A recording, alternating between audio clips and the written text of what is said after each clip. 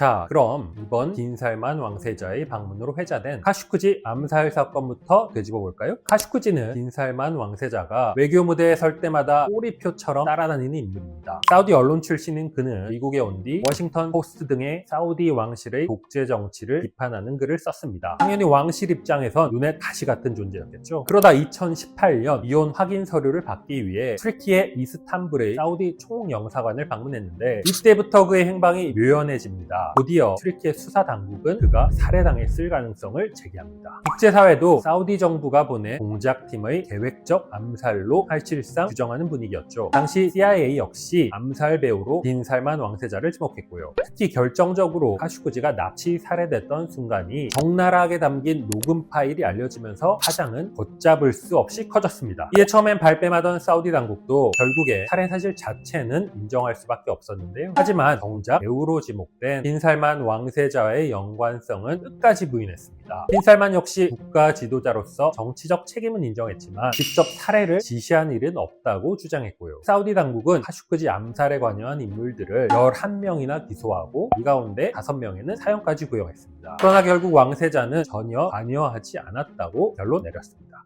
사우디 당국의 발표에 국제사회에선 꼬리 자르기라며 거센 비판이 나왔고요. 미국 내에서도 마찬가지였는데요. 트럼프 1기 당시인 그때 민주당은 물론 여당인 공화당 내 친트럼프 성향 의원들마저 비판 대열에 동참했습니다. 언론인을 그렇게 잔혹하게 살해한 사실은 어떤 이유로도 정당화될 수 없다는 겁니다. 특히 카슈쿠지가 칼럼을 게재해온 워싱턴 포스트는 사실상 이 사건을 사내 구성원에 대한 살해로 받아들였는데요. 공식 성명을 통해 이것은 끔찍하고 이해할 수 없는 범죄 행위라며 사우디 정부는 우리의 동료에게 무슨 일이 일어났는지 세계에 온전히 설명할 책임이 있다고 요구했습니다. 저는 최근 워싱턴 포스트 본사를 다녀왔는데요. 여기서 만난 이 언론사 소속의 한 베테랑 기자는 카슈쿠지 사건을 생생하게 기억한다고 했습니다. 당시 워싱턴 포스트 기자들이 사우디의 대응에 분노했다면서 특히 살해 순간이 담긴 녹음 파일이 알려졌을 땐 처참한 기분까지 들었다고 했는데요. 진실이 압도적인 권력에 의해 가위질 당한 순간으로 표현하며 우린 지금도 그를 잊지 않고 있다고 전했습니다. 국제사회는 물론 미국 내에서도 강력한 제재 요구가 나왔지만 당시 트럼프 1기 행정부는 사우디는 중요한 동맹이라며 끝까지 미지근하게 대처하며 발을 깊게 담그진 않았는데요. 결과적으로 당시 최대 위기에 몰렸던 빈살만 왕세자를 트럼프 대통령이 구원했다는 평가까지 나왔습니다. 그리고 올해 재집권한 트럼프 대통령 취임 후 첫 해외 순방지로 사우디를 택하더니 지난달에 왕세자를 백악관으로 초대해 카슈쿠지 사건 관련 확실한 면죄부까지 선물해줬는데요. 그렇다 보니 빈살만 왕세자가 이번에 무려 1조 달러의 투자를 약속했지만 손해보는 장사가 아니란 말까지 나옵니다.